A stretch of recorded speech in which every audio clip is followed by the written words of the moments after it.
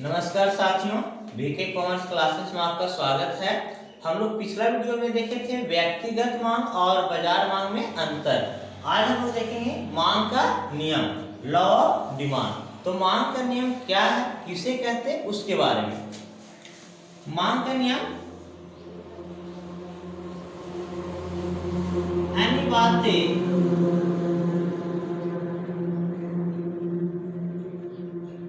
सामान्य रहने पर जब वस्तु के मूल्य में वृद्धि होती है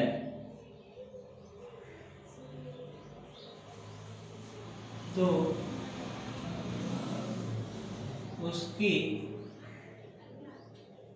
मांग में कमी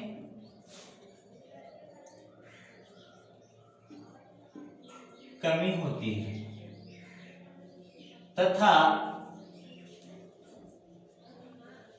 इसके विपरीत जब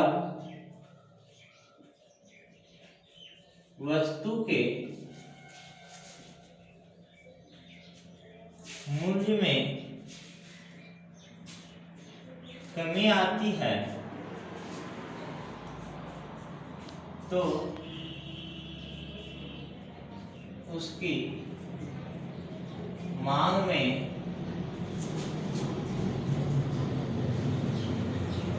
वृद्धि होती है। क्या है मांग का नियम? अन्य बातें सामान्य रहने पर जब वस्तु के मूल्य में वृद्धि होती है तो उसकी मांग में कमी होती है तथा इसके विपरीत जब वस्तु के मूल्य में कमी आती है तो उसकी मांग में वृद्धि होती है। मतलब समझ लीजिए, जैसे जैसे किसी वस्तु का मूल्य में वृद्धि होते जाती है तो हम लोग क्या करते हैं, उसका मांग में कमी कर देते हैं। लेकिन जब उसका मूल्य में कमी होता है तो हम लोग मांग में वृद्धि कर देते हैं। सपोज दैट, मान लीजिए अगर टमाटर का मूल्य 40 रुपये केजी है तो शायद आप 1 केजी खरीदे।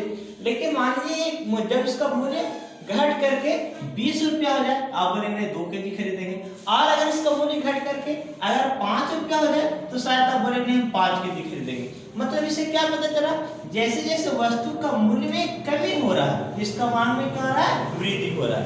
अब बोल सकते हैं इसको अन्य बातें समान रहने पर जब किसी वस्तु के मूल्य में वृद्धि होती है तो मांग में कमी होती है तथा इसके विपरीत जैसे उल्टा जब वस्तु के मूल्य में कमी आती है तो उसकी मांग में वृद्धि होती है। यानी higher the price and lower the demand and lower the price and higher the demand, ये होता है आपका मांग का नियम। अब देखिए यहाँ पे अन्य बातें सामान्य रहने की क्या बात होती है, तो आप इसमें इसके बारे में क्या होता है, मांग के नियम की मान्यताएं हम लोग देखेंगे। ठीक है, हम लोग अब इसके बाद देखते हैं मांग के नियम के मान्यताएं।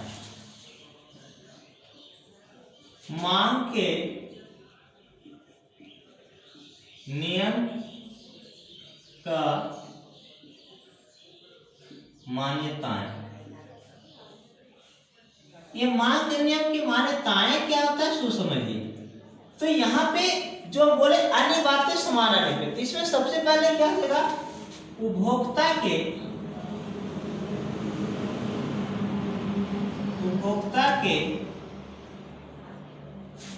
आय में कोई परिवर्तन नहीं होना चाहिए।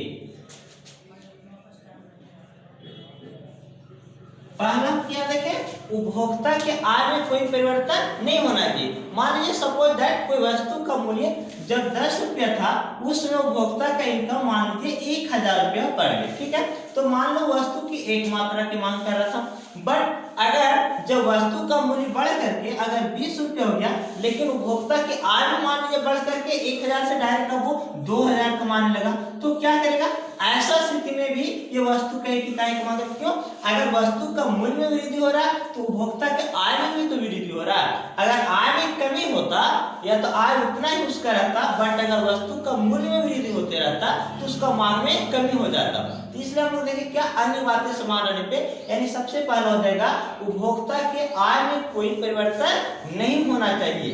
दूसरा हम लोग देखेंगे, दूसरा पॉइंट, उपभोक्ता के रुचि, फैशन इत्यादि में परिवर्तन नहीं होना चाहिए। इसका मतलब क्या था, उपभोक्ता की रुचि, फैशन, मान लीजिए अभी के दौर में क्या था, फैशन चल रहा है। अब फैशन के दौर में लोग क्या करते हैं, वस्तु का कितना मूल्य वो उसके लिए मायने नहीं रखता है। मान लीजिए नया कुछ वैसा ब्रांड का आ गया कुछ वस्तु, या तो लेटेस्ट कुछ वैसा है, वही वस्तु जिसका दाम पहले था 10 रुपया, बस थोड़ा सा उसको अगर मॉडिफाइड करके निकाल दे मार्केट में, अगर 20 रुपया हो गया, फिर भी लोग उसी को खरीदना पसंद करेंगे। या तो कुछ किसी का रुचि हो जाना, मान लीजिए कि अगर किसी को आदत पड़ गया कि नहीं सुबह उठकर हमको चाय पीना है, अब चाय का दाम पहले 2 रुपया था, अभी बढ़ करके 10 रुपया हो गया, फिर भी वो तो पी रहा है ना, मतलब उसका रुचि और फैशन में कोई परिवर्तन नहीं होना चाहिए। अगर इसी का मान लीजिए रुचि है कि नहीं हमको ये चीज चाहिए तो चाहिए, तो उसके लिए वह मांग का नियम लागू नहीं होगा, वो वहां पे जितना वस्तु का मूल्य बढ़ेगा फिर भी वहां पे खरीदेगा ही। तो दूसरा हो जाएगा उपभोक्ता के रुचि या फैशन इत्यादि में परिवर्तन नहीं होना चाहिए। और तीसरा, वस्तु के मूल्य में कोई परिवर्तन नहीं होना चाहिए। अगर देखिए वस्तु का मूल्य अगर सपोज दैट पहले था 10 रुपया, तो आप मान लो 2 इकाई मांगे, बट अगर वस्तु का मूल्य घट करके हो गया 5 रुपया, तो आप ऐसा क्या करोगे, जाहिर सी बात है कि आप ज्यादा मांग करोगे, तो वहां वस्तु का मूल्य में भी कोई परिवर्तन नहीं होना चाहिए। फोर्थ नंबर हम लोग देखेंगे, वस्तु के कोई निकट स्थानापन्न नहीं होना चाहिए। वस्तु के निकट स्थानापन्न वस्तु क्या होता है, स्थानापन्न वस्तु के मतलब क्या होता है, जैसे एक दूसरे के बदले में प्रयोग किया जाए। सपोज दैट क्या होता है, चाय और कॉफी, सपोज दैट ये दोनों पेय पदार्थ है, ठीक है ना। अगर चाय का मूल्य वृद्धि होगा तो लोग क्या करेगा, कॉफी पीना स्टार्ट कर देगा, या तो कॉफी का मूल्य वृद्धि हो जाएगा तो लोग चाय को मांग ज्यादा बढ़ा देगा। इसी तरह क्या कर देगा, चीनी और गुड़, क्योंकि देखिए चीनी और गुड़ ये दोनों का काम एक ही है, ये भी आपको मीठा बना देता है और ये भी मीठा बना रहा है। मतलब चीनी अगर महंगा मिलेगा तो लोग क्या करेगा, गुड़ खरीदना स्टार्ट कर देगा, अगर गुड़ महंगा मिलेगा तो चीनी खरीदना स्टार्ट कर देगा। मतलब वस्तु का कोई निकट स्थान पर नहीं होना चाहिए। तो पहला हम लोग देखें, उपभोक्ता के आय में कोई परिवर्तन नहीं होना चाहिए। दूसरा, उपभोक्ता की रुचि फैशन इत्यादि में कोई परिवर्तन नहीं होना चाहिए। तीसरा, वस्तु के मूल्य में कोई परिवर्तन नहीं होना चाहिए। और चौथा, वस्तु के कोई निकट स्थान पर नहीं होना चाहिए। आप 5 नंबर लिख सकते हैं, वस्तु के मूल्य का भविष्य में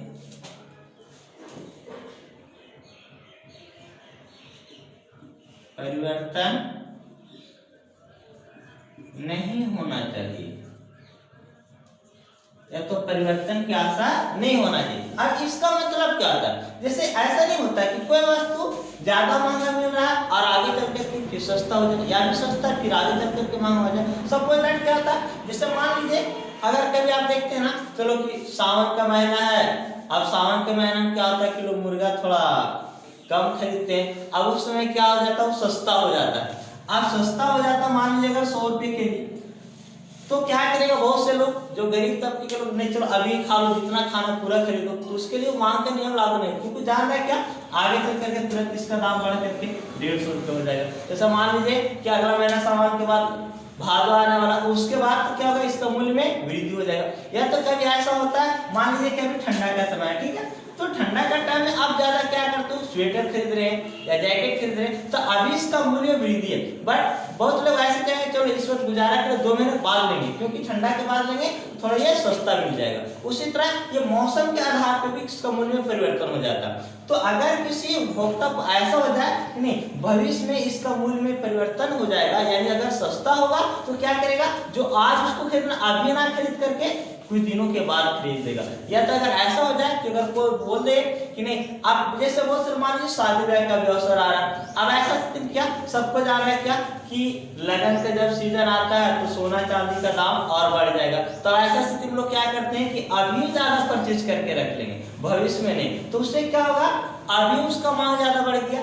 तो आप पांच बोल सकते हो वस्तु के मूल्य का भविष्य में परिवर्तन नहीं होना चाहिए, क्योंकि वैसा स्थिति में मांग का नियम लागू नहीं होता। तो हम लोग देख लिए आज के वीडियो में मांग का नियम, ये आपको पहले बता दिए, यानी अन्य बातें समान रहने पर जब वस्तु के मूल्य में वृद्धि होती है तो उसकी मांग में कमी होती है, तथा इसके विपरीत जब वस्तु के मूल्य में कमी आती है तो उसकी मांग में वृद्धि होती है।